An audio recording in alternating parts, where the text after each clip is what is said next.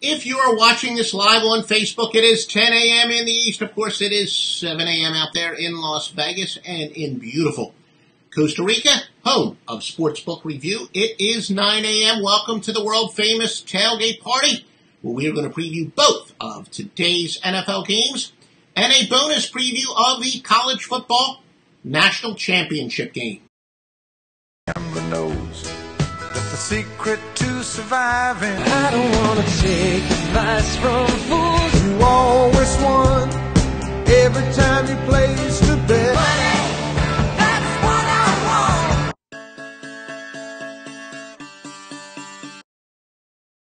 The multitasking, see, when you do these Facebook Lives, I get to do all the production and, put the graphics. Let's put all those neat graphics up there. Sportsbook Review. And Joe Duffy's picks at offshoreinsiders.com. And thank you to those of you who have already checked in. Horace, Justin, and Chris, good morning. Guillermo, the money. All right, yes, we definitely will. One of my best friends in college, his name was Guillermo from Peru.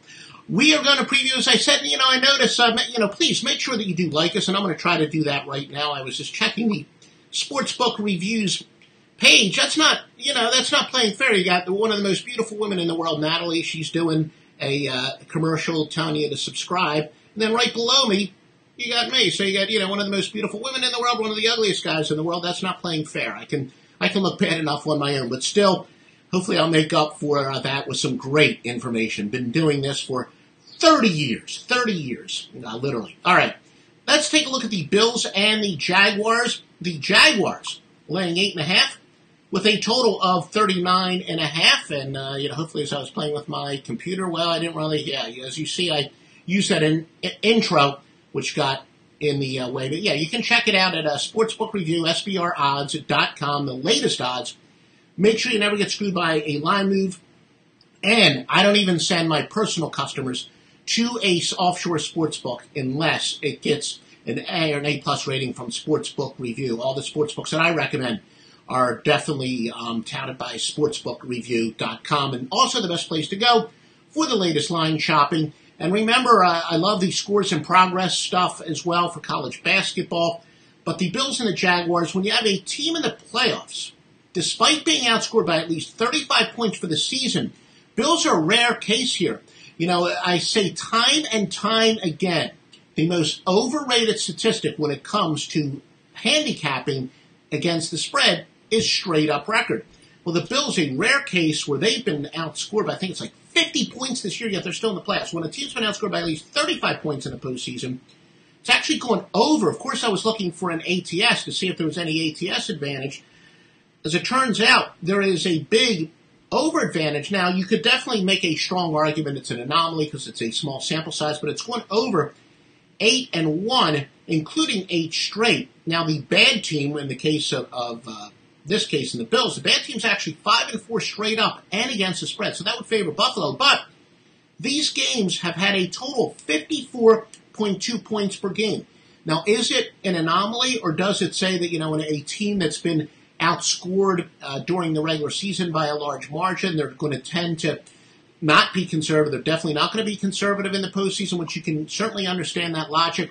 As I said, on my site, offshoreinsiders.com, where I give the picks, of course, that's where I give my opinion on my videos through Sportsbook Review, and even I do on my own channel. I like to take more of the I report, you decide approach. So I do want to point that out, how when you do have, Ryan figured out anyone would. How much would you, feeding 3 times? No. Okay. Yes, Ryan, we have looked that up. And in fact, I think I have that exact statistic with the Panthers and the Saints. Now, Ryan is asking about, the old cliche. It's really tough to beat a team 3 times in a season. No, I have looked it up, and there is no real advantage either way. In fact, there's a slight advantage straight up. The team that wins the first 2 matches in the rematch in the postseason, they do have a slight advantage, nothing from a handicapping standpoint. But one of the things that I like to do is kind of shoot down some myths. And every now and then, there are stuff that aren't angles, so to speak. In fact, we're going to have one on this game. I'm going to discuss that. yeah, there is no big advantage and a slight edge towards the team that actually has won. A slight edge straight up, but usually the team that's won both regular season meetings is going to be the favorite. Yeah, there is no big advantage, and certainly betting on the team that has lost both of the regular season matchups is not a good idea. We even looked that up in college football. Remember, the SEC championship game was a rematch, and the team that wins the regular season matchup, and they meet in either the conference championship rematch or in the bowls, slight advantage towards the team that actually won. Now, of course, that was not the case in the SEC championship game, but yeah, that is a big bullcrap. Oh, that's right, we're not on TV, so we're not controlled by the FCC. That is a bullshit statement when people say, and you'll probably hear it today, the announcers will say it on the pregame show, maybe during the, it's really tough to beat a team 3 times in the same season. No, not if you've already beaten them twice. So, excellent question, Ryan. We have looked that up, and includes, as I said, revenge in college football, which is happening a little bit more and more often. Totally false. If anything, that would be a slight lean towards the team that wins both of the games. They usually win straight up. Not so much against the spread, because obviously that team's going to be a big favorite. But also, yeah, another one that I want to, another myth I want to shoot down here about these correlated parlays. I hear it all the time. I've been hearing it for years. We even broke it down. I think I have a video on my own YouTube page, and I know I've written an article even before YouTube, and maybe I can update it with updated statistics. I hear all the time when you have a line like this where you have a high line but a low total, and then people say, well, if you like the over, then you got to like the Jaguars. If you like the Bills, then you got to like the under, things like that. No, I've broken it down when we have a high total and a, when you have a high point spread and a low total, there's 4, possible outcomes excluding pushes. And the 2 most likely outcomes based on that statement I made are actually the ones that come up least frequently. So, yes, the Jaguars and the over and the Bills and the under, they're the 2 least likely scenarios statistically based on quote-unquote, if you like the big underdog, then you got to like the under. If you like the big favorite, then you got to like the over. That is also bullshit. So thank you for the question, Ryan. And another, so yeah, there's a couple myths that apply today. Now, it's not necessarily completely in the reverse, per se. It's not like it's in the reverse, but again, stopping people from buying into, these bullcrap handicapping arguments, that's, part of the key to winning handicapping as well, not believing in urban legends. Another one that I talk about quite often does not apply today, I don't believe, but did apply yesterday, and by the way, we swept the board yesterday in the NFL. We had both underdogs, including the Falcons. However, we did tell you that where people overanalyze splits, that's another big mistake that people make when they look at the home-road dichotomy. That has proven to be a myth as well. It's only the 5th time in history that the team's respective margins have a season-to-date difference of at least 205 points. They're meeting in a playoff game. Now, the superior team is 3-1 straight up, but 2-2 against the spread. So, again, we're talking about points per game margin. The Jaguars' net margin is more than 205. The history says in very limited samples, you can understand why that's a very limited sample, we're likely to win straight up. Obviously, not going that far out on a limb, I guess, but only 2-2 against the spread. So, admittedly, maybe my bias said that, yeah, the Bills, they're not as good as their record. They might be a team to go against. When I looked it up in the computer, basically it said it was indecisive. There is no edge either way when you're comparing the points per game margin relative to the one-loss record, where the Bills are not as good as their record based on the points. Well, either it doesn't matter whether it's points per game or cumulative for the year. Same idea. So there's no advantage either way there. Playoff favorites of at least 4 points on a 2-game losing streak are actually 8-0 against the spread by a 31.8 to 14.4 margin. So a lot of people like to bet against big favorites that go into the postseason slumping, or a lot of people like to bet against teams that go into the postseason slumping. Another myth here. In fact, the opposite is true, but again, limited sample size. Now, at the risk of stating the obvious, of course, the big handicapping question, is Blake Bortles. Which Blake Bortles is going to show up? The Blake Bortles of previous years or the Blake Bortles who's been very solid this year? Kind of like Marcus Mariota. Of course, Mariota hasn't been around quite as long. And there's really similar type of quarterbacks. Bortles, like Mariota, can beat you with his legs. And I think that is extremely important, more important in the playoffs. Why? Because guys are going to let it all out. Where, during the regular season, a guy like a Mariota or Bortles might be less likely to use those legs in a weapon. As a weapon in the playoffs, they definitely will. So keep that in mind. Of course, we're keeping an eye on LeSean McCoy. Will he be a scratch? He does have an ankle injury. Looks like he will probably play 1,138 yards, rushing 59 receptions. Guess it's probably a good thing they are playing in that warm weather of Jacksonville, where if they were playing hypothetically in Buffalo, that ankle could certainly tighten up. But that's something that obviously every gambler is going to keep an eye on just to make sure that LeSean McCoy is playing. Now, again, I've said, and, I look at a fellow, Alan Boston, who's a college basketball guru, cynical guy, and I agree with him, and it applies to all sports, where he says he doesn't overanalyze matchups. To me, a good team's always going to match up well against a bad team, and you don't want coaches to get too predictable. But again, for those of you who believe in matchups, you would say that the Jaguars' running game matches up pretty well against Buffalo. The Jaguars get 141 rushing yards per game. The team's normally allowing just 111, while the Bills allow 125 yards rushing. The team's normally getting 107. So Jacksonville, good running game. Buffalo, not so good against the run. Will the Jags just decide to pound the ball? Almost dead even from a public betting standpoint. As I said, I use several different sources.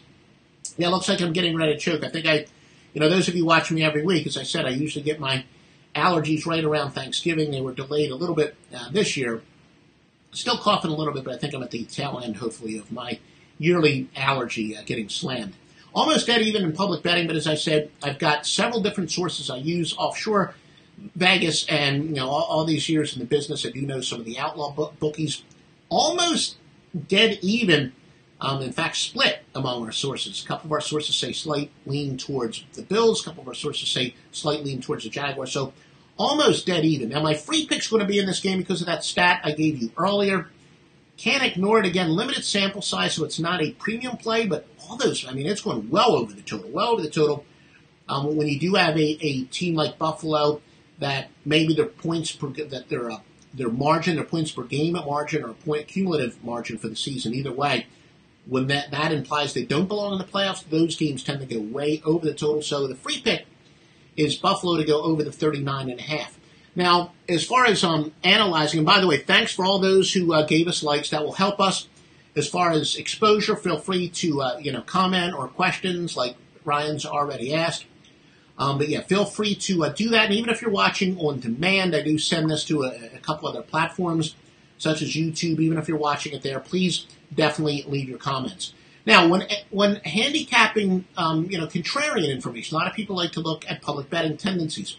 No secret here. I've said it many times. The public loves to bet favorites, of course. But the exception in every single sport, when the playoffs come around, especially the deeper you go into the playoffs, all of a sudden they like to bet dogs. The truth is, the public likes to bet on quality teams. They don't like to bet on horrible teams, and we don't have any horrible teams in the postseason. No chance to bet for or against Cleveland this week. So I definitely use contrarian information and sharp versus square. I've really tightened up my criterion for that, but it's weighted differently in the postseason, knowing public tendencies. It almost you could go almost blindly by mere percentages, because in the postseason, all of a sudden the public actually does like to bet underdogs. So it's not really that much of an aberration when the public likes underdogs in the postseason, and that is true in every single sport. Panthers and the Saints, and we did talk about earlier, as far as the old cliche, it's really tough to beat teams 3 times in a year. If you're joining us live in progress, make sure you watch the on-demand. It doesn't disappear. It's still in the Sportsbook Review Facebook page, so you can watch it from the beginning. The Panthers and the Saints 6.5 and a total of 48. The Panthers are 9-6 against the spread, though, on an 0-2 run. Now, the Saints get 0.5 more yards per rush, 0.9 more yards per pass, and 0.8 more yards per play than their opponents normally allow. Yeah, the Saints did sweep the season series, and in fact, here's one more specific to Ryan, I believe, was the guy. Yes, Ryan was a gentleman who asked. Favorites of 4.5 or greater in the playoffs who swept their opponent during the regular season, only 1-3 against the spread. So again, not statistically significant. I have never, will never, ever, ever, ever, ever. I never do bet something on 1-3, 3-1 statistics, but we like to test theories, and I know that's on a lot of people's minds. So big favorites that did sweep the season series, only 1-3 against the spread. Yeah, as far as Chris, I agree. It's not a premium play. He's asking, how do I feel the Bills will go over the total with the team over the total? Yeah, the statistic that I gave, I always try to explain it, and then there are other times if something is statistically overwhelming, my attitude is don't outsmart yourself. But again, limit it because of this. But I do think that the explanation that makes the most sense is a team like Buffalo would be more aggressive in the postseason. And I've said it a million times, handicapping sides and totals is much more, handicapping totals in basketball and football is much more about pace than it is offensive or defensive competence. Look, I agree. When you look at the Bills, you're going to say, well, how the heck are they going to score? They're playing against Saxonville, but it's a low total. And I do believe that statistic I gave you earlier, where games tend to go way over the total when a team, their points per game would imply, or their margin would imply that they don't belong in the playoffs. They tend to get more aggressive. So yes, I do think that the Bills will probably be aggressive today, and the team total would be a good play. Yeah, Leo says that he loves the Saints. You could certainly be right there. I do have my premium picks at offshoreinsiders.com. The public, as a general rule of thumb, does like the favorite, but as I said, not so much in the playoffs. I don't know if I would love anybody in these circumstances. It's a heck of a matchup. Remember, I always say Cam Newton has been the ultimate box of chocolates. In fact, he had one very good game this year against the Saints and one bad game. When you have a guy who's so erratic like Cam Newton, who looks like the MVP of 2 years ago in certain games, and then in other games, he's looked very mediocre, even terrible. As a general rule of thumb, when you're getting big points, and big points would be any home underdog or a road underdog, at least, certainly more than 3 or 3.5 or more. So that can be a decent percentage play. Playoff teams off the double-digit loss are 8, 19, and 1 against the spread. That would say to fade the Panthers. As remember, they were playing in that big game last week where they could have gotten a bye against the Falcons. I can't even remember all the playoff ramifications of last week. It was slightly more important for the Falcons, obviously.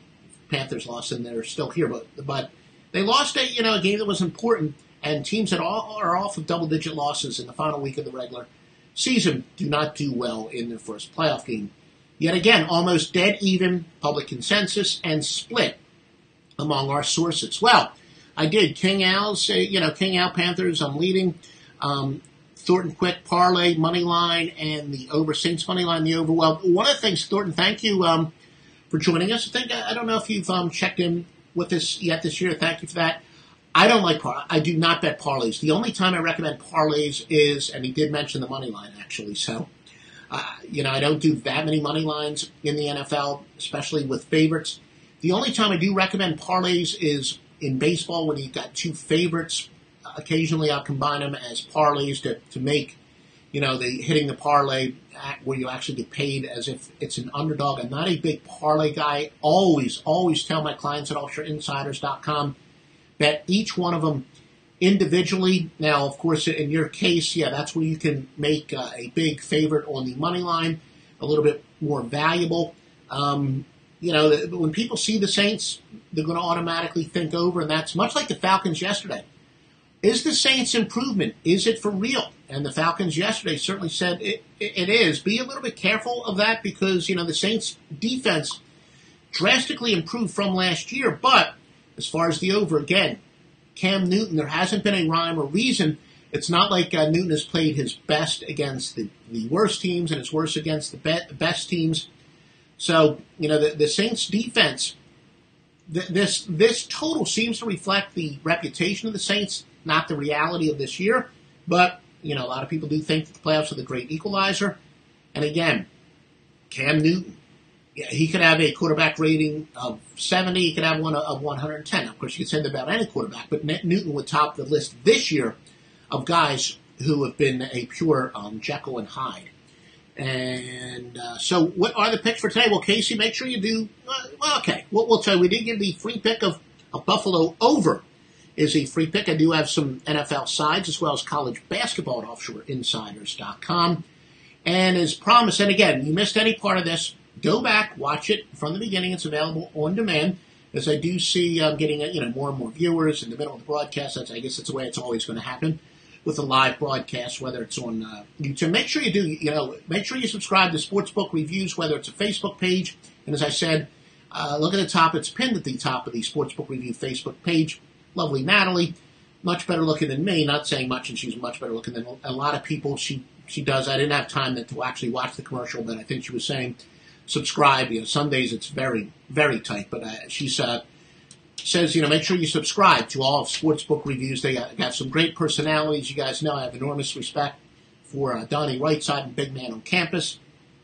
And what I like about them is, I like to take a look at it more from an analytical point of view, and those guys do what I like to refer to as the organic handicapping. I mean, these guys know the personnel inside and out. Of course, the veteran Peter Loshak, I've had the pleasure of doing a bunch of stuff with him. He does great shows, great interviewer, and, all the Sportsbook Reviews personality. So at the top of the Sportsbook Review Facebook page, make sure you click on that subscribe link. Said I would take a look at the national championship game, Alabama and Georgia. And, of course, make sure you do shop around. Alabama's been bouncing back and forth. At times, I think they've been as high as 6, even 6.5, and as low as 4. Pretty low total. Of course, at the risk of stating the obvious, this game is being played in the state of Georgia. Not necessarily as big of a, what I like to call, neutral field advantage as some people may say. Casey's asking Buffalo points over or the game. No, my official pick. Somebody had asked, and maybe that was you, Casey. I'm going back. Thanks for a bunch of questions today. Yeah, that was. I was specifically responding to Chris Pinniger, who was asking about the Buffalo team total over. No, my official pick is the game. The game over the total, 39.5, and we'll see if that total drops. So, yes, I appreciate that question. So, thank you for making sure I clarify that. No, my official pick is for the game to go over the total, but I was responding to a specific question. And, Leo says he likes Bama over the 44. Alabama's only traveling 187 miles. Georgia's traveling 60 miles. Of course, that's right down the road from me. Georgia, remember the quote-unquote home team in Atlanta is actually Georgia Tech. So Georgia's, traveling a little bit less. And look, I would expect it would be a slightly partisan crowd to Georgia, but these Alabama fans are fanatical. I would say at the most, if I had to set an over-under for, the partisanship, I would say maybe 60-40 Georgia-Alabama crowd split, but don't expect this to be a home field. I think this is pretty close to a true neutral field game. Now, Alabama 6-7 against the spread. Georgia is 10-4 against the spread. I've discussed it. I don't consider neutral games to be road games for both teams, but again, taking that I report, you decide approach, and especially if you do consider this more of a road game for Alabama, keep it, or Georgia is 7-1 on the road, but again, some people would consider this more of a home game for Georgia, and I don't consider neutral games to be road games, but again, kind of taking the I report, you decide approach on the tailgate party, because I know a lot of you like to make your own picks, and as much as I'd like to believe that every single one of you were my clients, if every single one of you were my clients, including on the rebroadcast, yeah, I'd be a 1%er. I know a lot of you like to handicap the games yourself, and that's what we're here for at Sportsbook Review, so I like to give out the information that I may or may not weigh as heavily as you do.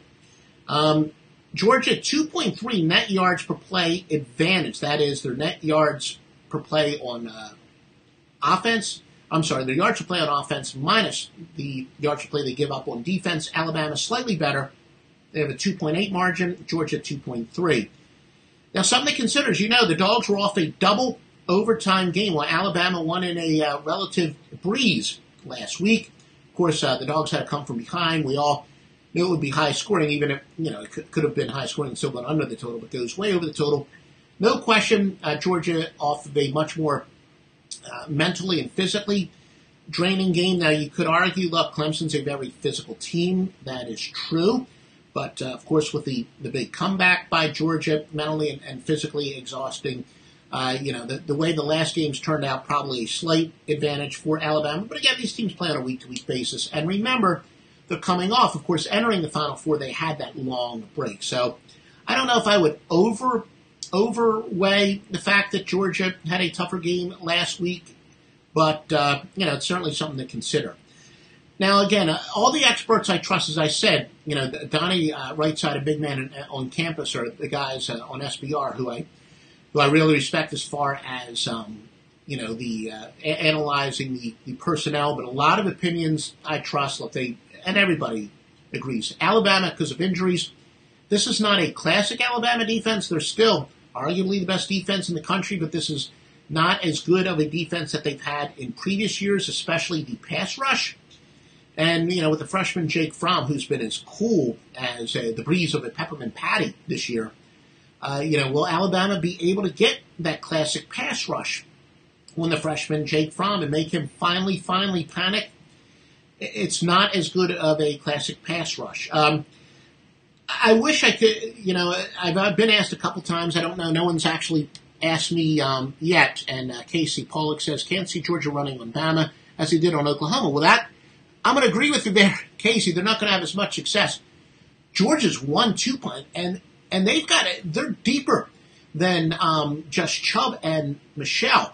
That freshman kid is phenomenal as well. Georgia's got a deep running game. Yeah, it's, you're not going out big on a limb there, Georgia. They're not going to have as much success. No one has enormous success running the ball against Alabama, but they have a hell of a running game. And this is a classic matchup.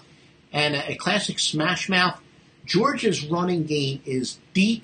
And that's really been, the biggest difference going back to the Mark Richt era. Mark Richt recruited some pretty good running backs, too, but they all got hurt or suspended. So, Kirby Smart, he's had some luck, and he's done a great job recruiting depth, much like his boss, Nick Saban. But Georgia's got a hell of a running game. And they don't need to have as much success as they did against Oklahoma because they're not playing as an explosive an offense, so they don't need to be as successful on offense as they were against Oklahoma. But Alabama's got a pretty darn good offense themselves. Now, been well publicized. Nick Saban is 11-0 straight up against his former assistants by a 427-111 margin. I don't, the software, I can't really program that into software to see how he's done ATS, but keep in mind this is as good of a team as he's faced. Georgia's for real. So, how much do you read into that, especially since a couple of his assistants have been so-so? Yeah, we know at Michigan State, he did blow out in a big game. It's important, but don't become too obsessed with that. And the public is betting Alabama, not really a shock there, and by about a 6-4 margin. It's across the board as far as my sources say. Vegas, Offshore, and Outlaw. They are betting Alabama, but not by a large margin. But I get back to what I said earlier in this broadcast. The one and only time that the public does like to bet underdogs is the postseason, and you can't go deeper into the postseason than this. So, you're talking about a Georgia team that actually has more wins than Alabama. And, so there you go. Thank you, everybody, for joining me. We'll talk to you next week. Remember, offshoreinsiders.com is where I got for my premium picks. I don't think I missed any comments. Thank you for the comments and whatnot. Make sure you do join me at offshoreinsiders.com. Georgia can't let, Leo, that's one of those things, it's kind of funny. I like to talk about, Leo says Georgia can't let Alabama get points on the board early in the game, and it's all over. Oh, okay, all over us. I mean all over 44. Yeah, I would say if you're rooting for the over, you could probably make an argument that, you want to root for Alabama points early because, Georgia still has a solid passing game, but look, you just want early points, period. And teams are going to tend to open it up. So, I thought what you were initially saying is if, the old cliche, people overanalyze games, and I like on the pregame shows when they analyze a big game, what they love to say is, it's important who scores first. I think whoever scores first is going to set the tone of the game, and that might be a little bit more true in a game that's expected to be low scoring. But no, really, if you like to bet live lines, I think this game is going to be nip and tuck all the way. And I think, whoever scores first touchdown, if the team gets a 7-point lead, I would take a serious look at betting the other team on the live line. I do think this game is going to be quite interesting. Of course, the big games aren't always. The semifinal games finally were both pretty competitive. The Clemson-Alabama game, I don't think was a total blowout. So it was nice to see some competitive games. And how about that UCF win against Auburn? It's been a great year. Again, I understand people don't get my pitch. You're probably wondering if that 204 and 135 record is legit. It is, and it's been a great postseason. 2-0 in the NFL playoffs, great bowl season. Got the wise guy side and major side for today. Join me at offshoreinsiders.com. And make sure you join me at Sportsbook Review and subscribe at the top of this page to the lovely Natalie. She tells you how to subscribe to the great multimedia at sportsbookreview.com. And we will talk to you next week.